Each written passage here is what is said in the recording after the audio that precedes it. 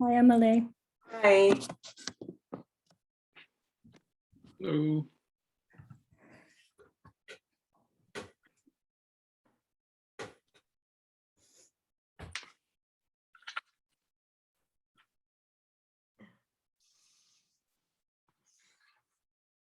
I thought Harry was going to probably get on first and host the meeting, but he didn't, so we'll have Emily and myself here.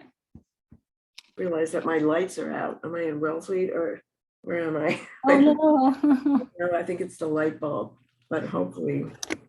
You know if everything's okay on Wellfleet for your place?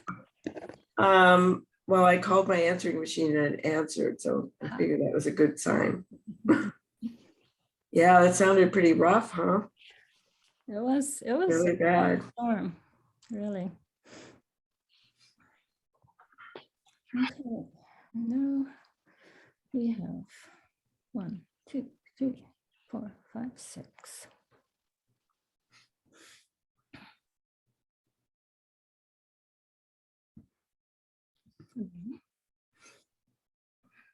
Elaine, I could not get into the meeting via the town website. I don't know if that happened to anybody else. That's how I got it. That's how I got it. Me too. Me too. Yeah. Okay, didn't work for me. I don't know why. Oh, boy. How did you get in, Kathleen? I went to Elaine's email about the meeting. Oh, That's And his, that's often the one that doesn't that work. doesn't usually work for me. I know, go figure. Okay, I know Becky is going to join us. And I'm assuming we'll see Harry. I know he has another meeting at 5 today. But yes, send him a text.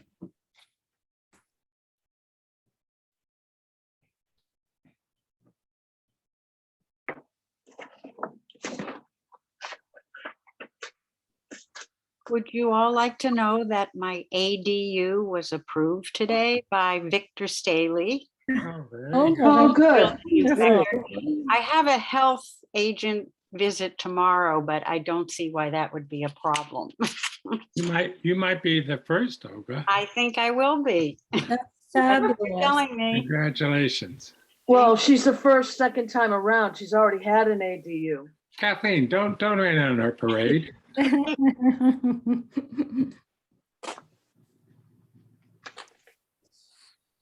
Okay, that's great, great news.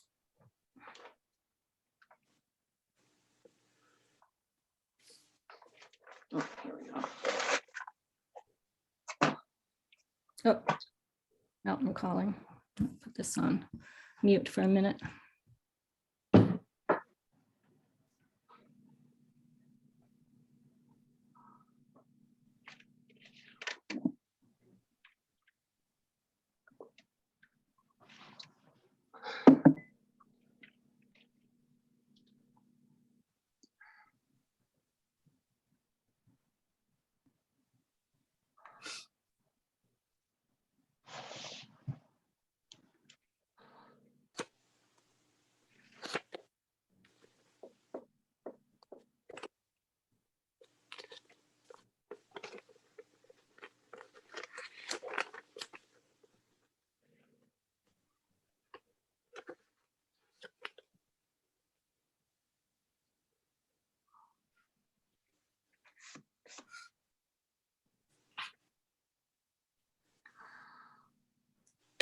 Well, that was a text with a lot of typos. Remember when we would meet at 8 o'clock in the morning in the basement of Town Hall when this all started? Yes. Okay, well, we have a quorum, so and it's 4:05. So I believe we should start the meeting. Here comes Becky. And I will keep my eyes open for Harry. Okay, this is a meeting of the Lawrence Road Task Force Evaluation Committee. It's being recorded on Zoom. It's Wednesday, September 3rd at 4 p.m.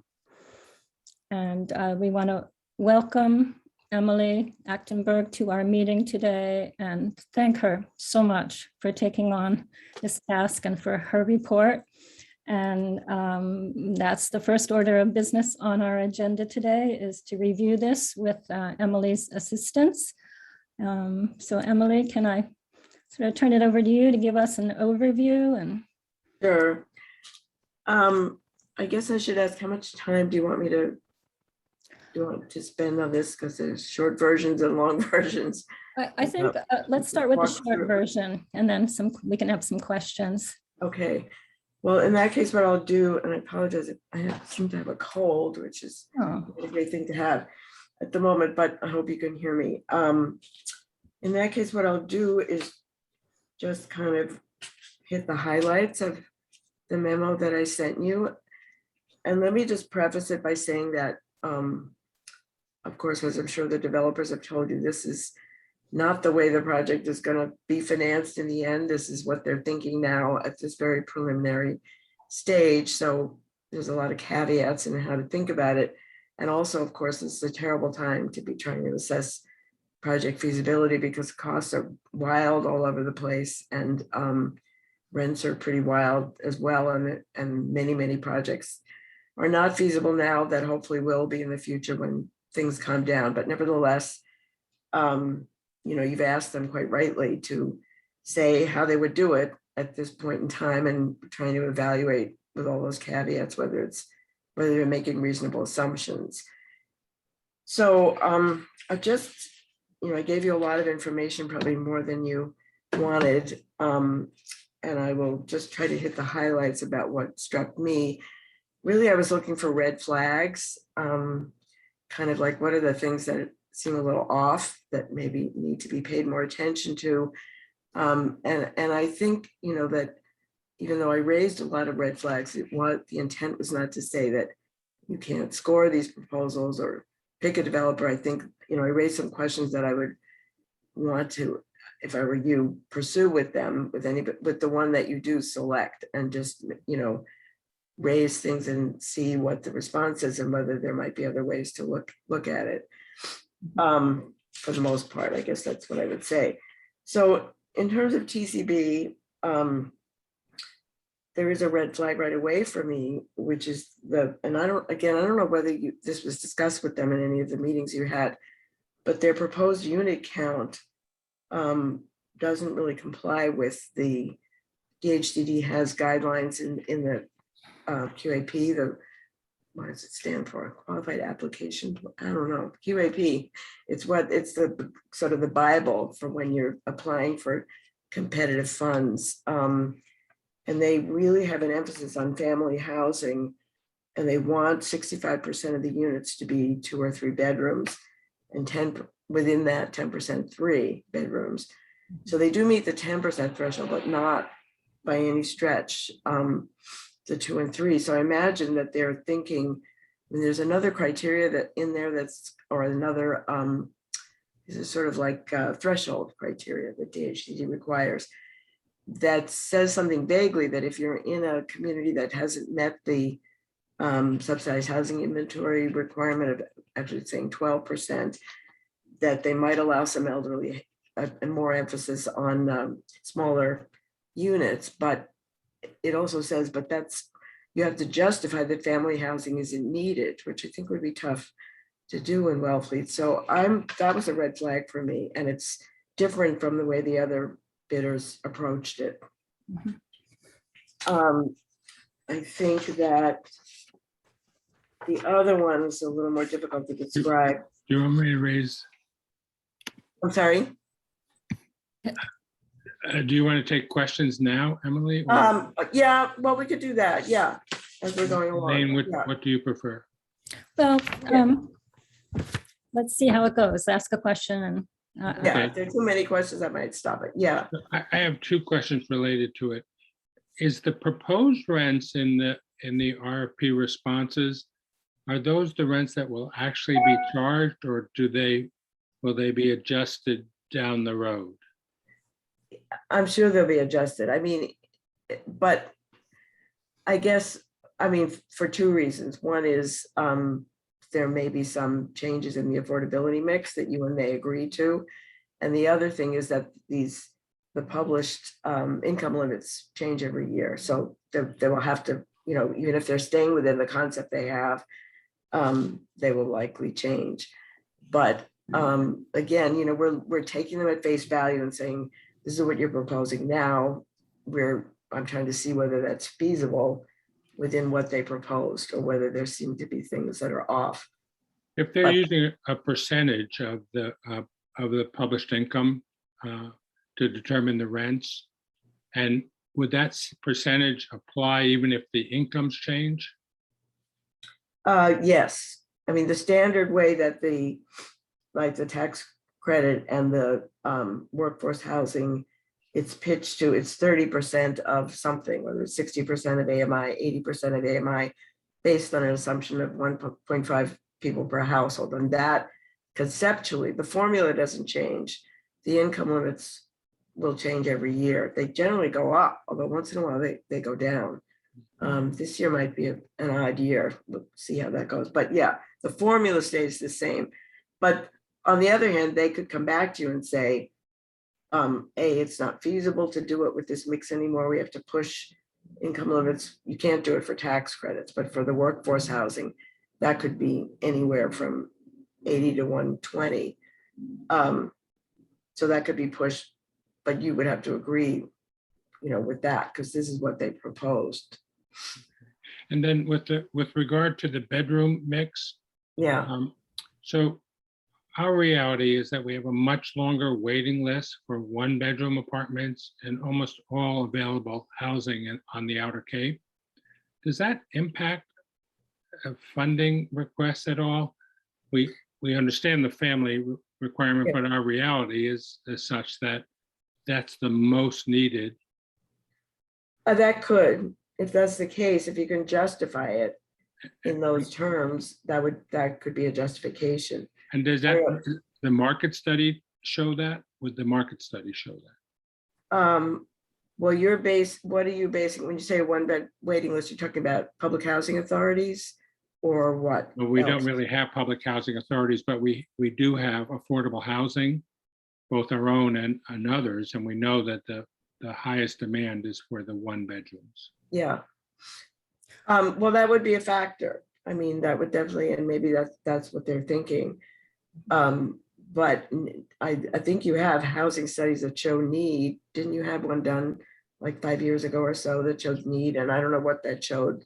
I read it a long time ago, but if that makes the case that the need is primarily for one bedrooms, then that would be an argument, Yeah. certainly. Thank you. think- And I just wanted to say, thank you so much for this. This was terrific. I was really impressed with the material that we got. Okay, thanks. I think we will hold questions till the end, because I think getting the whole overview, some of these questions are a little more general. Sure. Okay, So I think I'd like to really work through it and appreciate. okay. Thank you. So I guess my other concern with TCB's proposal was, this is a complicated point.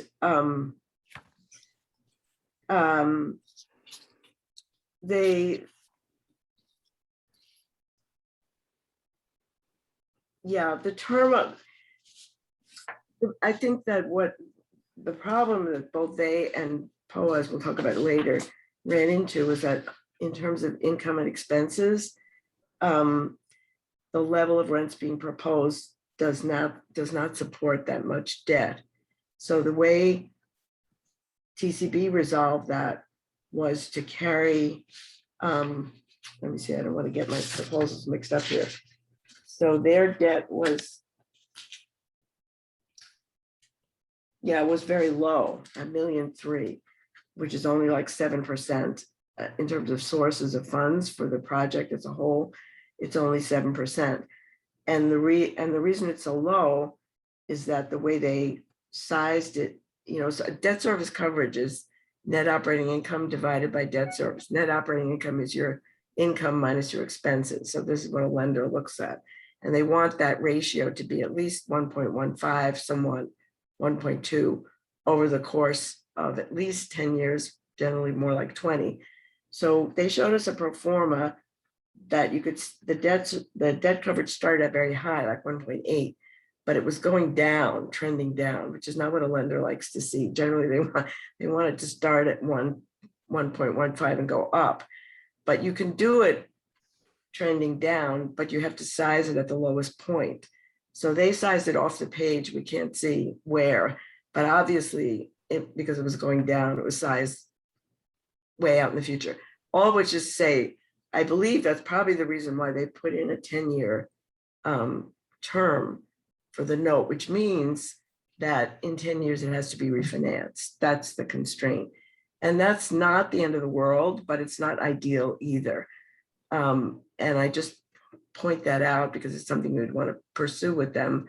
You know, is there another way to do it? But obviously what they were struggling with was the fact that the income being pretty constrained at the levels of affordability they're proposing and the expenses, they couldn't make it work with a reasonable, you know, size debt that would go trend up in debt service coverage instead of down.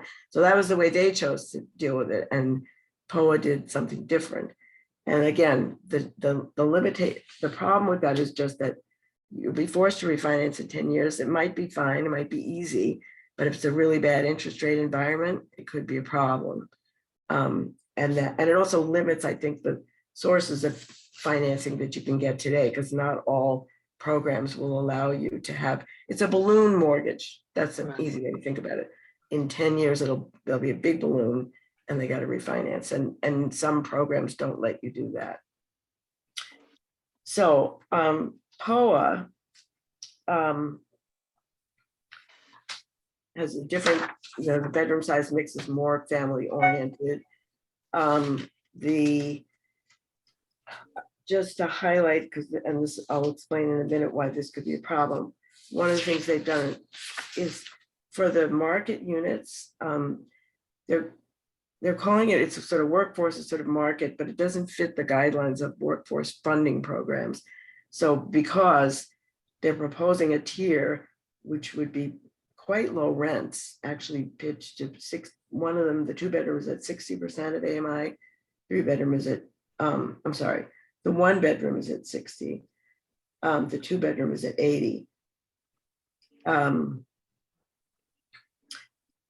But there's no income restriction for them. And because of that, and they make up, I think their argument for that, as either I heard it in the interview with them, or I couldn't find where I read it, but the argument was that people's incomes are so erratic on the Cape and they don't fit neatly into pigeonholes, so that they wanted to give the maximum availability and not have an income restriction. But the result of that is that they won't have access to the workforce housing funding, which is $100,000 per unit. That's a big resource that's sort of left on the table if you take this approach.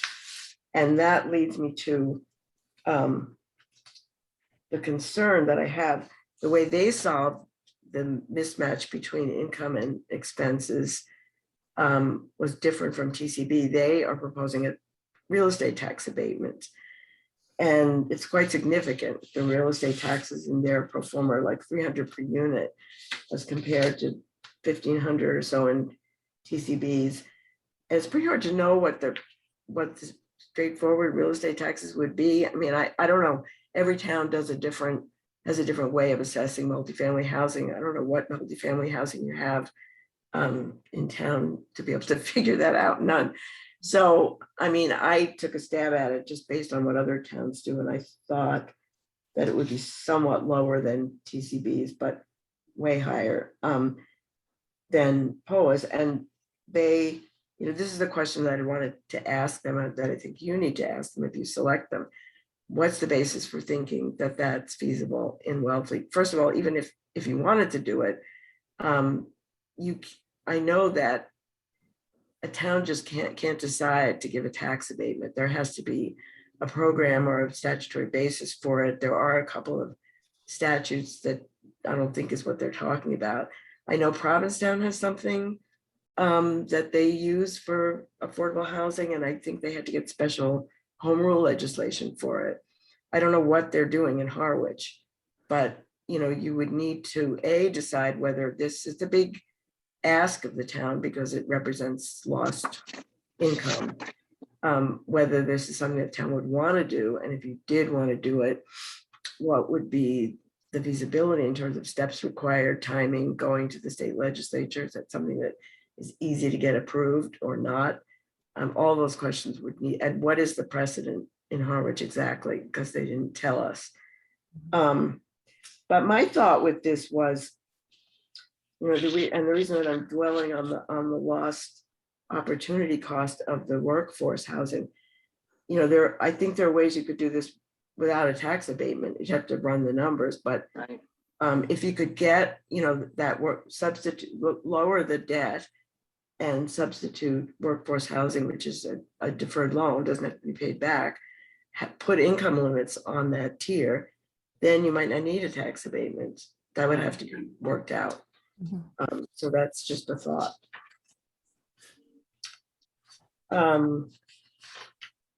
Civico, we really were constrained on this because the material they gave us initially just was not adequate. And then they submitted, a response to a request for clarifying information, but they gave us a whole different proposal, so we couldn't evaluate it. So I really was stuck in some places here. I can say that, the proposed unit mix, they don't have enough 30% AMI units. DHCD would require a minimum of 6 here, and I think they had 4. They are obviously providing less affordability than the other proposals, that. I couldn't tie the rents in with their gross income projections that were just way off. And they didn't give enough information. They say that they would use a subsidy source, I believe Section 8, for the 30% AMI units, but they didn't give us the projected rents for those. But even if I tried putting in, what I think the highest projected rent would be for the unit types, and I couldn't make the numbers reconcile. So I gave up. So I can't tell you if their proposal is feasible because we don't have good enough numbers to do that. On the operating side, their operating expenses are pretty low compared to the others. They're less than 9,000 a unit. The development costs are low. You would expect that for a tax credit, or for a project that's not a tax credit project, which I should have said to begin with. This, as you probably know, is not a tax credit project. They're proposing to do all with soft debt and amortizing debt. So you would expect soft costs to be lower, but by the same token, their construction costs per square foot were way lower than the others. I think they're at $278 per square foot. This is a number that's all over the map right now, but from what I've seen, people are saying at least 300, 315.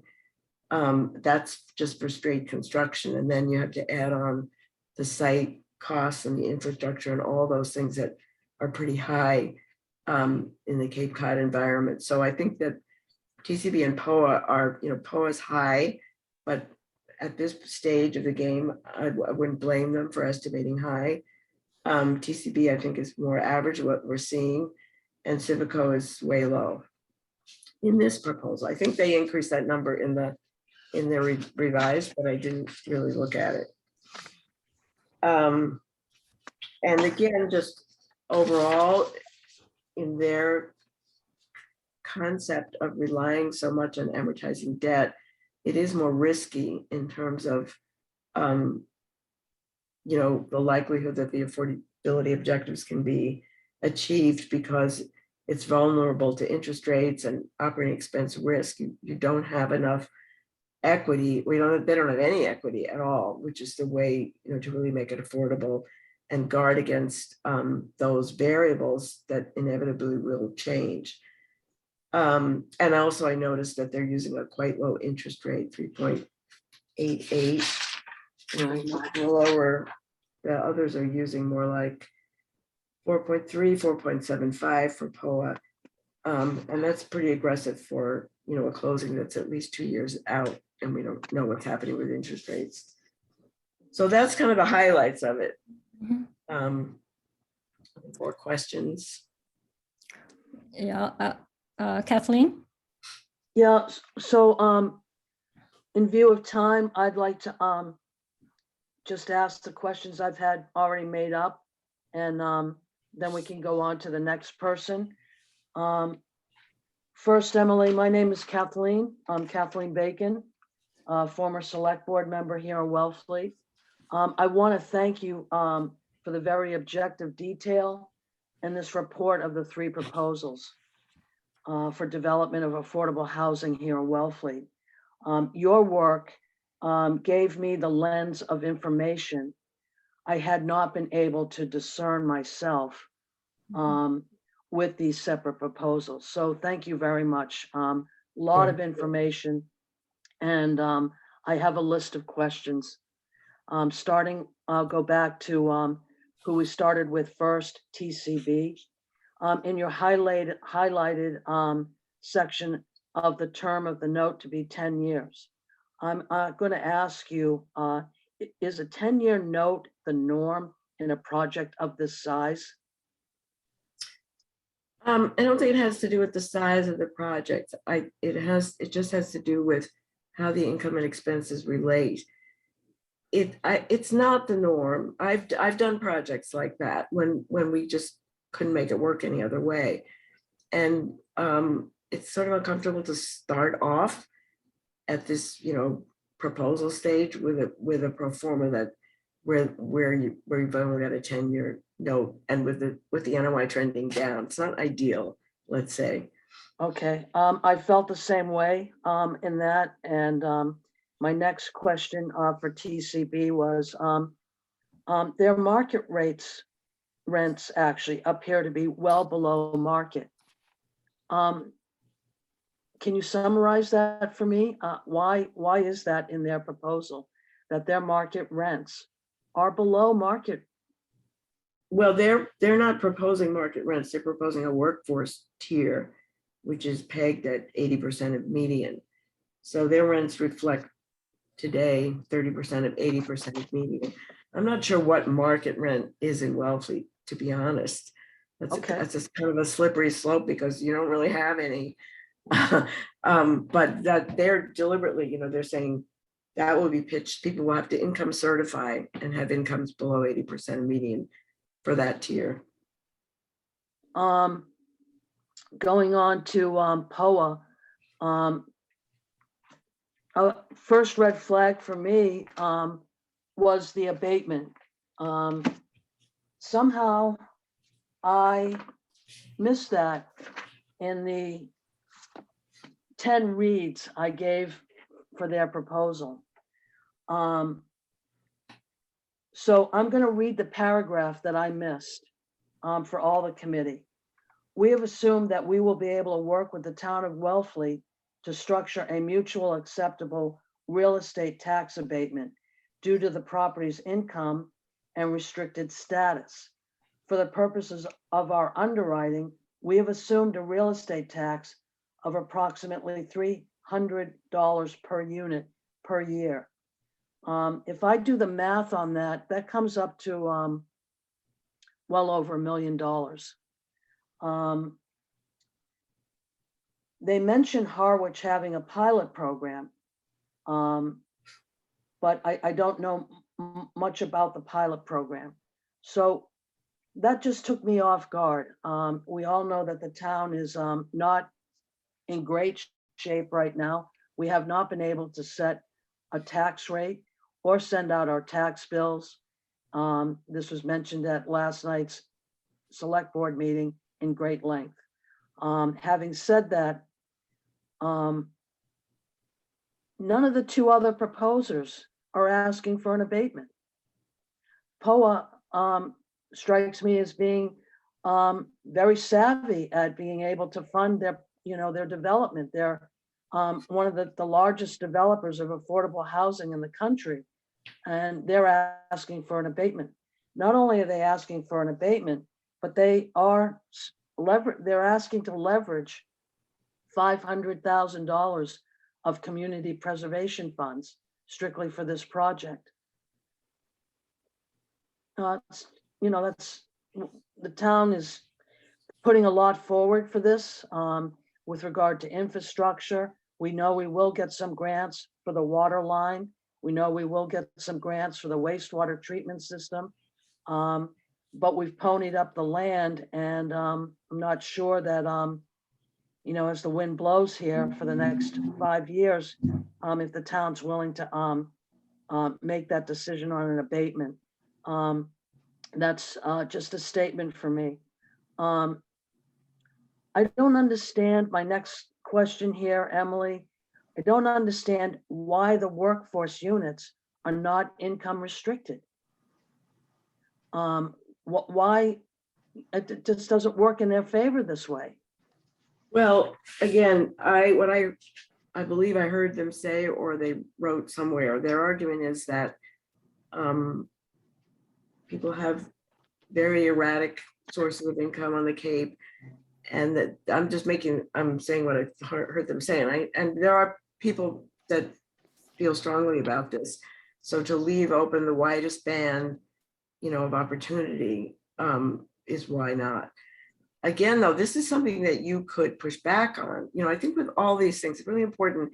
And this is why, frankly, I was so frustrated because, you know, you're trying to do a very careful process and be careful about what you ask people. I guess, you know, if you had hired me earlier or somebody else, these questions could have been on the table when you met with them, because some of these things just require pushback and see, well, what comes back? Can they do it a different way or not?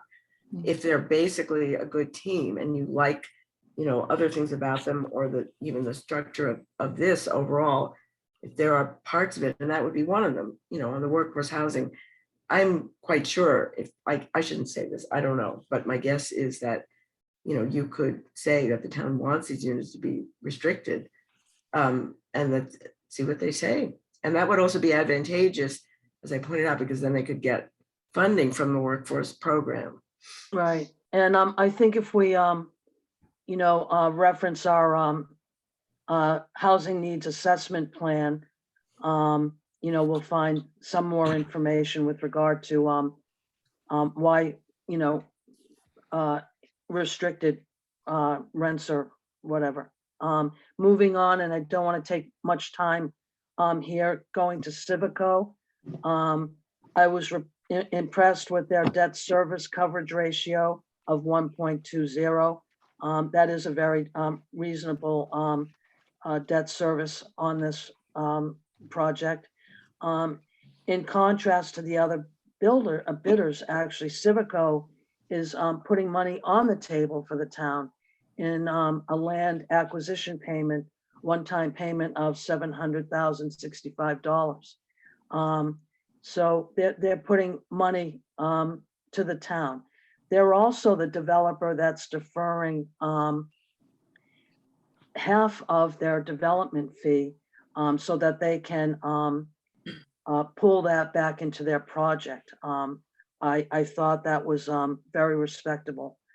The other comment I wanted to make about Civico, and you didn't mention it in your report to us, Emily, is they're proposing deed restricted rents in perpetuity. It's in their proposal. Right, these would all be deed restricted. I mean, they would be restricted, you know, except for the POA's market tier, that's not. Right.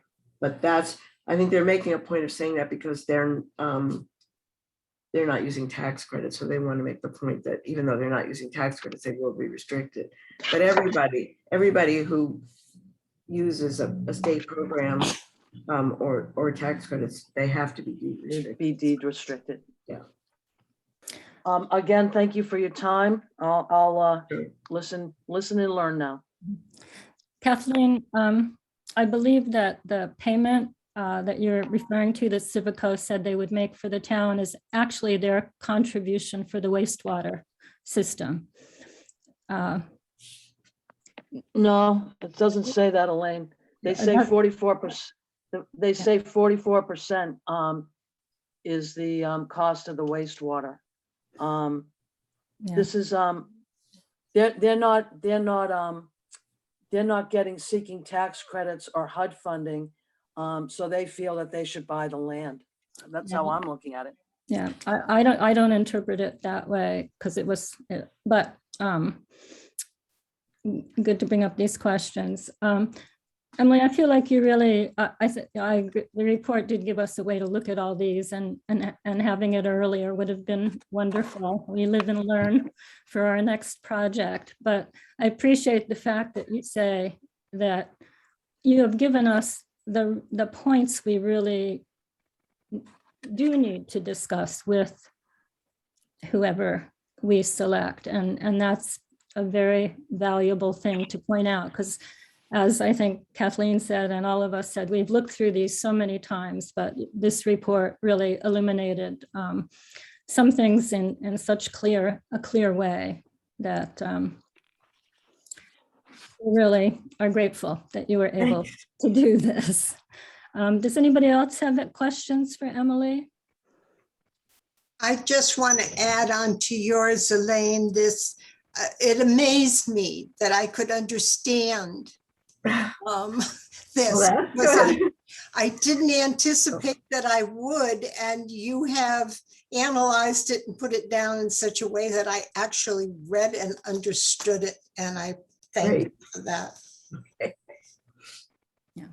Gary? Emily, I echo what everybody else is saying, but I have a question about the utilities Mm, that you mentioned in both TCB and POA. And in the TCB, you say it's $761 per unit, but the tenants pay for most of the utilities in their Yeah. proposal. But in the POA one, you have it at 1732. But is it that they also, does the tenant pay for that 1732? Or is that? No, that's included the project, that's the project share, and in POA's proposal, tenants are only paying for electric lights and plugs.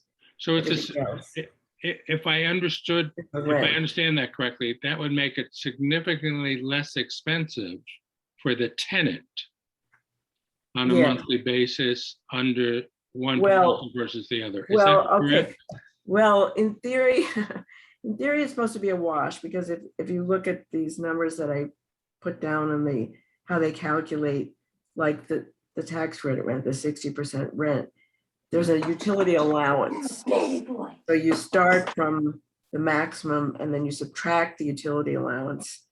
And then the maximum that can be charged to the tenant is the net.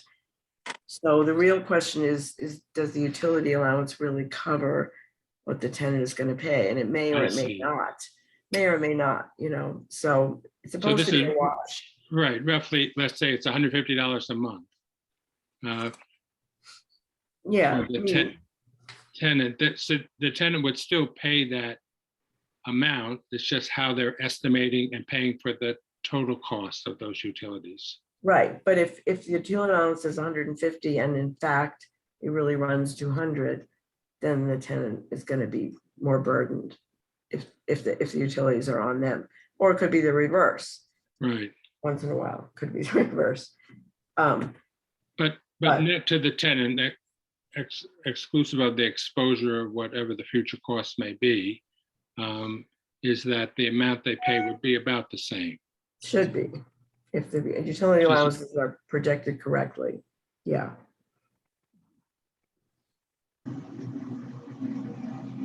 Anybody else? My second question is, now that we have these questions, you say it would be better if we had them up front, but we didn't. But now what do we do with them is my question. Can we go back and ask more questions of the developers based upon this financial analysis, or should we? I mean, I think, you could, but the other way to do it would be to say you have enough information in this area and others in terms of scoring to pick a developer at this point, but you want, once you pick them provisionally, you talk to them about certain things and see if then you're really negotiating with the selected developer, which I think is pretty traditionally what people do. And just make sure that you're comfortable with, because you've already scored in other areas. So I don't know, you could do it either way.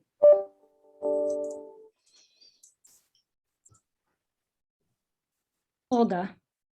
I guess I'd like to point out that I've always felt that Civico's site plan was rather cookie cutter.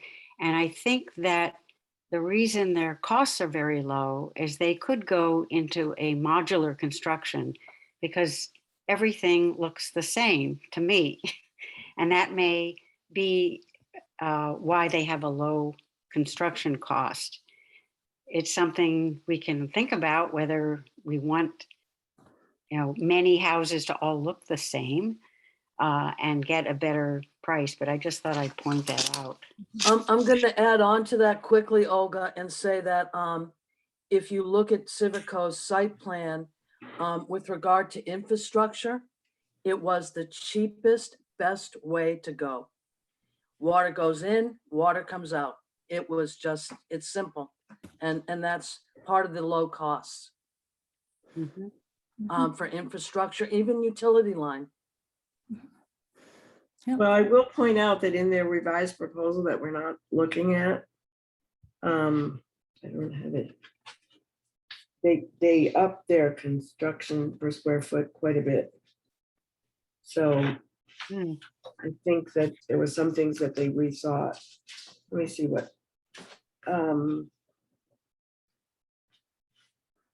306 per square foot now, up from 278. No, it's not that bad.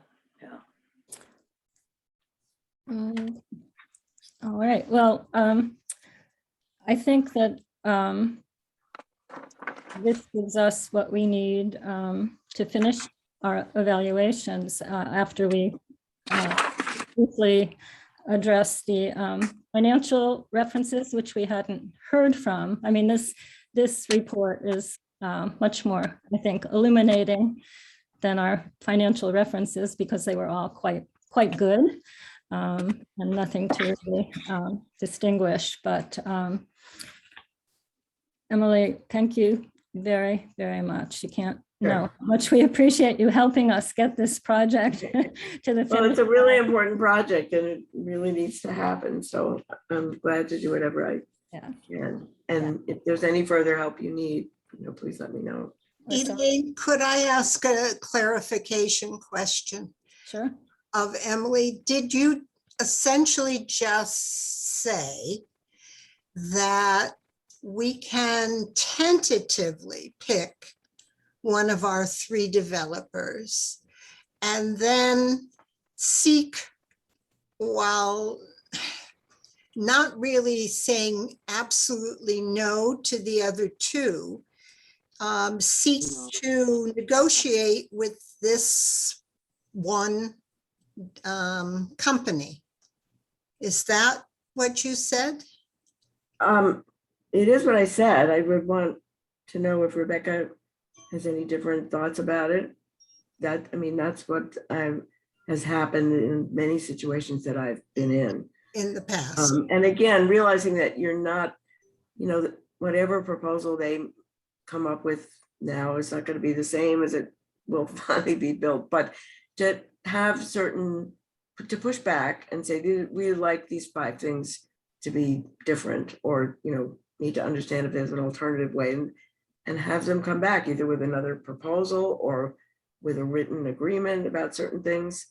I've, done that many times, but it has to be okay with that process. You have to be okay with the people advising you about process. I mean, what I heard that makes sense to me is that Emily said, you can pick a developer and then bring these things up with them, which really is going to be the town's job at that point. I don't see, Jan, that we can pick one and it's going to go to the town. We have to pick a developer to go to the town to hire. And then with some of these, with these issues that Emily has pointed out, we negotiate as the town will do all along for the LDA, and the ZBA will be Sure. working on these things. So Okay, that won't be up to us then. No. Gary. Could I ask, outside of the financial analysis, but I wanted to get Emily's take on, Emily, TCB was just awarded the Provincetown. Yeah, I saw that. Does that affect their ability to either get funding or in any way, if we were to choose them as the developer for Wellfleet? You know, it's difficult to say. I mean, DHCD used to have a rule, only one project we funded per round. I think now it's two, I'm not sure. But all of these developers have other things going. And so you have to kind of take them at their word. And then even if it may not be on the Cape, it may be somewhere else, elsewhere in the country. I mean, but for Massachusetts, they have, I mean, I think that's something you've got to make sure that you get an understanding from them that other things that they have going are not going to conflict. The timing of those sounds like it's going to be similar to yours. So a little bit of a concern. And I don't know, I think you have to press them on it. I'd say it's a little bit of a concern, yeah. And the second question I had is, we had put in for a Mass Works grant for the wastewater, which we didn't get. Does that affect? You did not get? Did not. Oh, Does that affect anything in terms of the timing that the developers can go in for funding?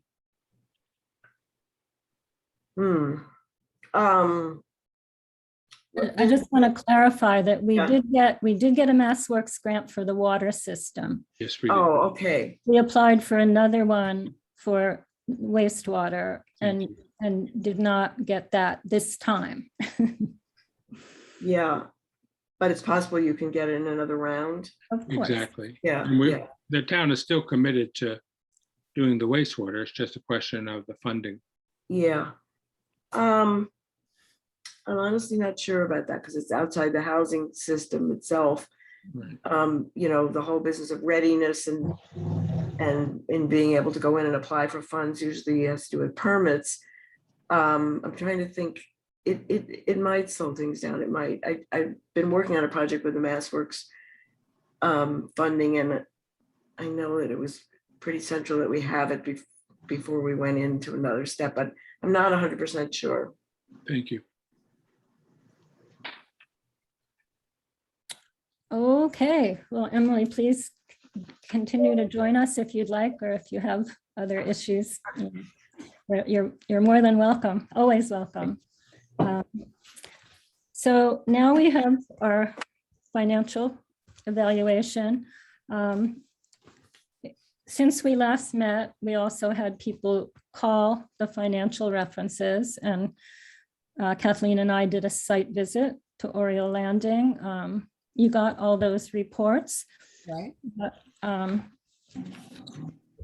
I don't know if we could all summarize the financial references that we called.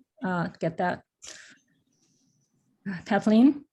I'll go first. I called an Alma Rosen, who's with MHP. She could not answer the questions because her nature of the relationship with Civico, they weren't working in that way like a bank. But having said that, let me just preface to the committee. I was very uncomfortable asking the questions and trying to get numbers. I don't have a financial background. I've never written all those zeros in my life. So I just, I was looking for red flags with regard to lending or borrowing, if you will. And Alma Rosen from MHP spoke very, very highly of Civico. I called again twice and spoke to a David Perry from Fidelity Bank, who's finishing up a project with Civico right now in Reading, Massachusetts. Again, we had a great conversation, but I did not go down the list of numbers. David Perry, on my second call with him, was in the hospital for cancer. So I appreciated his taking my call. But again, he spoke very, very highly of Civico. One of the things that he mentioned, and I think he was genuinely surprised himself as a lender, that for their project in Reading, they were well rented and signed up long before construction even ended. So he was very impressed that he felt that Civico, people want their their apartments, their flats, and Civico is usually 95 to 98% rented. So I wished him well, and that's my report for my financial calls. Okay, thank you. I called, I had the job to call Greg Watson for Community Builders, the origination manager at Mass Housing, on the Mass Housing lending team. And, we actually have, with TCB and Flow, we have people that have a much longer track record than Civico, which is, new to this work, and I hope they do keep at it. So it was a bit of a different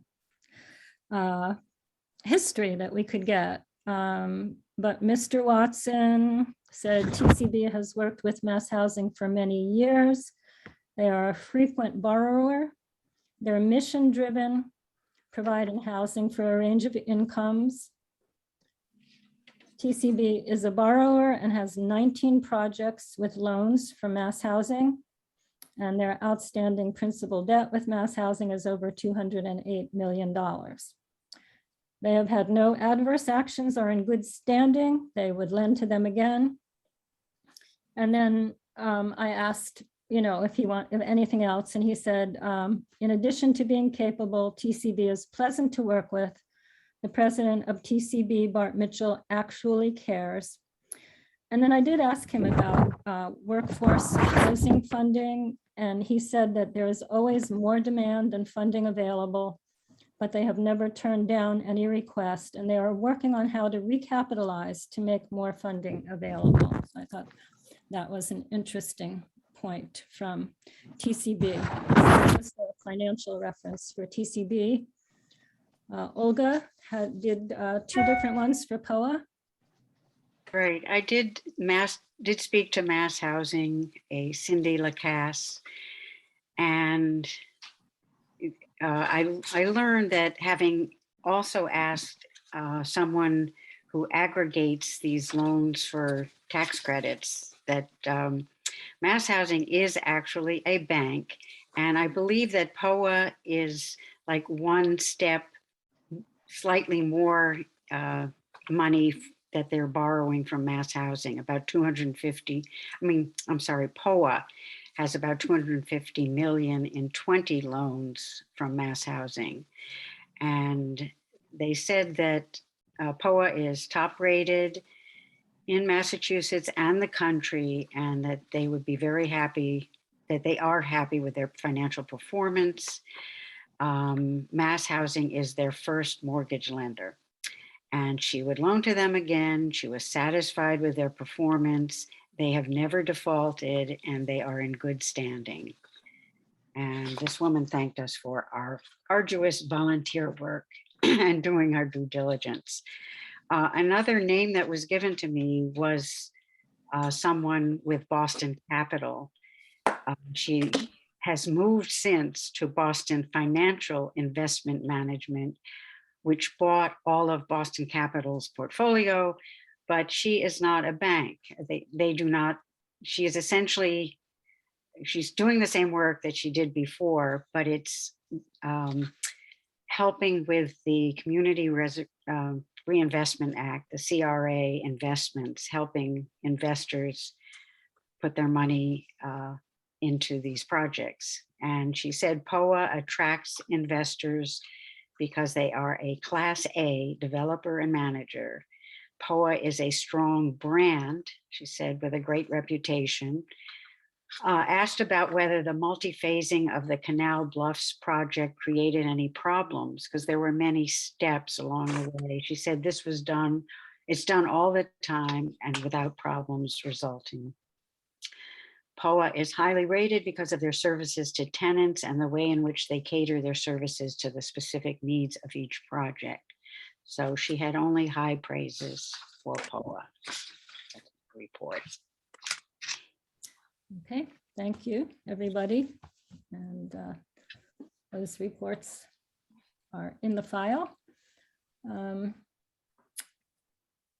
It's been a while, but I do want to say that Kathleen and I had a really lovely trip to Lincoln to see Oriole Landing, and we got a lot of information too, just about general leasing and pets and non-smoking and all those things that Gary had asked about before. You know, a very different situation with only 25% being affordable, but you know, excellent design elements, lovely grounds. It was, you know, it was great to see that, and also just to see how well Lincoln has done in the world of providing affordable housing, that really seemed to have a lot of good support and a lot of great players at work there. Well, I am sorry we are missing Harry, but we had 1, 2, 3, 4, 5, 1, 2, 3. We had gone over the evaluation criteria for the first 5 on our list. We were waiting for financial feasibility. I believe those of us that are here today could give our rating based on Emily's report. Is that on the agenda today? Yep, it says review of ratings and evaluation, you know, continuing that. I mean, let me say that we are now scheduled to give our recommendation to the select board at their November 23rd meeting. So we have some time. We have to finish the ratings and then have the big discussion about what we've said in our ratings and come to our conclusion. If we want to find another meeting time when all 8 of us are here at once, we can work to do that, or, you know, with 8 people, it can be tricky. Jay? I really do think we should have all the members available for that kind of discussion. That's just my feeling. Okay. And especially Harry's done a lot of work on this. And, you know, I don't know why he's not here, but Well, I know he has a school, you know, a high school building meeting. yeah, I know he's on that. Yeah. He's quite busy at the moment. I thought he was going to be able to join us from 4 to 5, but that he would have had to leave right about now anyway. I do feel that in one more meeting, we should be able to come to our decision. And then we would need a short meeting after that to, you know, myself, potentially Becky, if another person wants to help write up our recommendation to submit to the select board, we definitely want the committee to approve that. I know I was trying to schedule a couple of more meetings, but I wasn't hitting everybody based on their schedules. So I wonder if we can pin down something right now. Before we go to the date, could I ask a question, a clarifying question, Elaine? With respect to the financials, do we have to put those into the same boxes with regard to highly acceptable, acceptable, and not acceptable? And are we in a position to do that? Well, I think we are at that point, yes, but. Right, so is that something we want to do today to have it in? Well, that's what I was asking. Oh, I'm sorry. If we want to do that ourselves or wait until we have all 6 together to do that. And I mean, all 8 together to do that and finish up. I thought we had already I'm done not that. ready to correlate that information yet, Elaine. I mean, I have it now, but I've got to get my I don't have any evaluation problem charts waiting. out. I just, Just wanted to clarify what Right. the heck is going on? Hey, Elaine, Yeah. didn't we already did this, right? So you want to do it again in light of the new No, financial we information and already, stuff? we already did it for the first 5 categories. And I actually think we actually basically did it for the last one, references, site visit and interviews. It was really the financial feasibility part of the criteria that we were waiting for this report to be able to evaluate it and give it our rating. I see.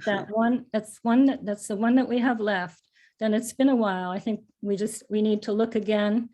You know, Yeah. Harry has the chart of our ratings from before. And take that information and determine where we, you know, how we I know want to where go it is. from there.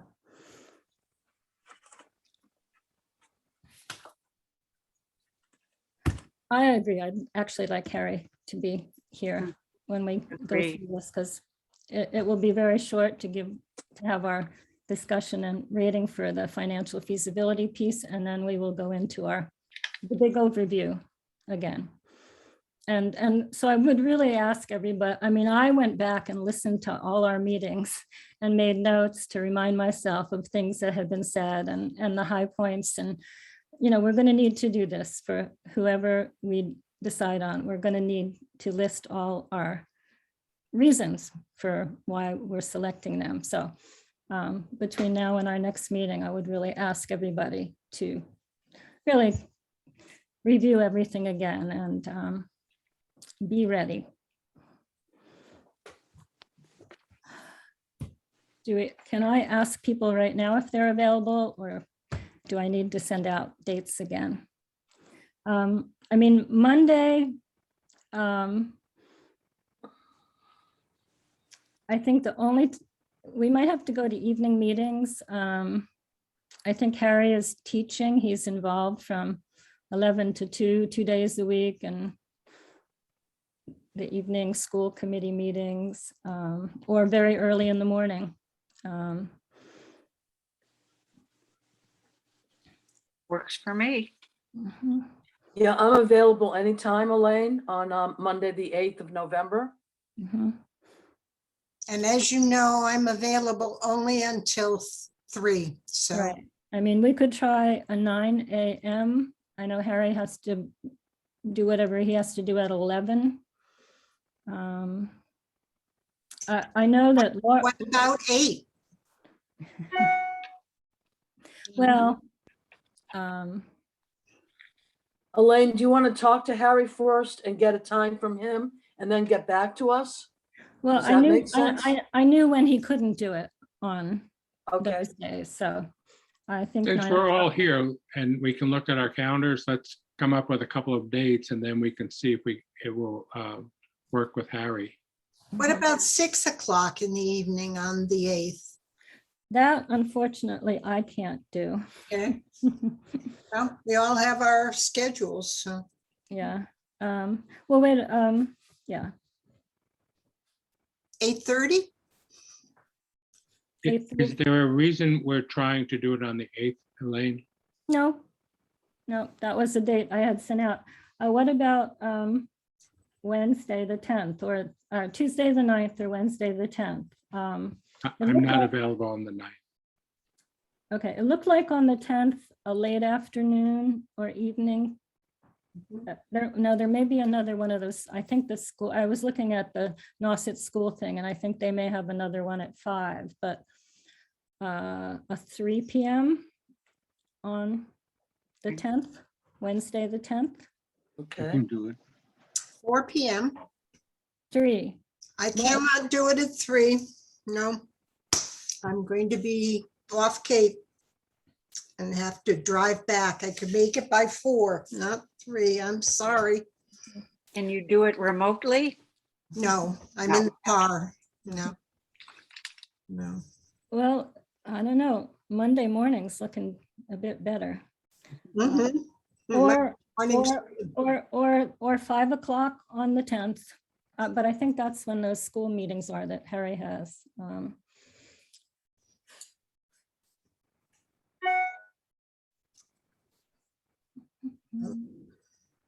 Thursday morning? No, I can't do it Thursday morning anyway. Thursday afternoon? Well, what Well- about, let's go back to Monday at 6. Monday at morning 6, now? not 9 AM? Well, I'm happy to do either of those. I can skip the other meeting that I have in the evening. I think this is the most important thing to me. I don't, you know. 9 or 6 on Monday, the 8th is fine. Me too. Me too.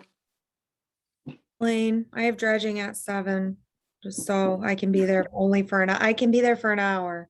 Okay, dredging at 7. That sounds really romantic. What a life, huh? A lot of dredging. Yeah. It doesn't get better than this. Yeah. A lot of my calendar will free up after December 31st when they're not allowed to dredge anymore. So So, what time have we settled on for Monday? well, can everybody do either 9 or 6? Yep. 'Cause Yes. 9 is preferable. 9 is preferable.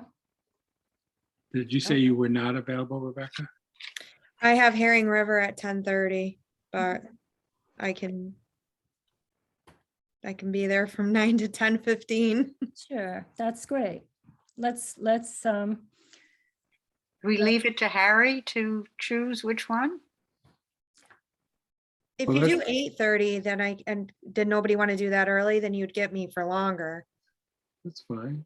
okay. 8:30 is fine. 8:30 is okay with me. Yeah, I think we had been meeting at 8 or 8:30 when we first started. But why don't we tentatively say 8:30 on Monday, and if Harry can't do it, we'll punt, but Mhm, Okay, sounds good. okay. All right, we're getting can there. I just ask Elaine, the purpose of the meeting on Monday is to actually cast our final vote of recommendation for A, B, or C? That would be the goal. Yeah, So in terms of when we have to get this posted, it has to be tomorrow, correct? Yeah, yeah, I can do it. I'll send it. Yeah, I mean, if we're meeting at 9 o'clock, I have to post it before 9 o'clock. 8:30, 8:30. 8:30, yeah. You know what, I think I'll send it now Right. and we'll change it if Harry can't do it. Rebecca, do you have the ability to post a meeting? No, No, I'll but send- I I'll- can I'll I send can it. text Rebecca Eldridge. I'll do it right now. Tell her can- it's coming. Yeah, and I can send her the posting with it. Yeah. Agenda. Okay. I did put approval of minutes on this meeting because Rebecca Eldridge is working on getting all our meetings finished, but minutes finished, but they're not quite ready yet. So maybe when we have our last meeting to review a report that we want to give to the select board, we'll tackle those then. And she should have them all finished by then. It was a good job.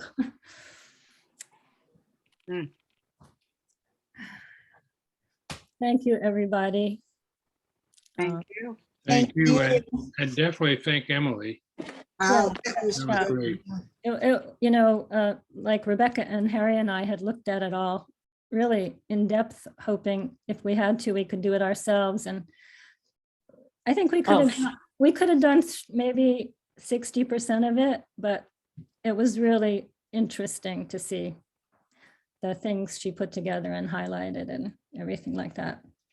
Yeah. She had time to fully devote hours to it, too, Yeah. which made a huge difference. We would have been piecing it together and Right. probably made it to the end, but Yeah, no, but this, I think it was really instructive and very valuable to have. And a fresh voice, which makes a difference too. I think. Yeah. All right. Thank you, everybody. Have a good evening. bye. You Thank too. you, Thank you. everybody. Take care. Bye-bye. How do I do this?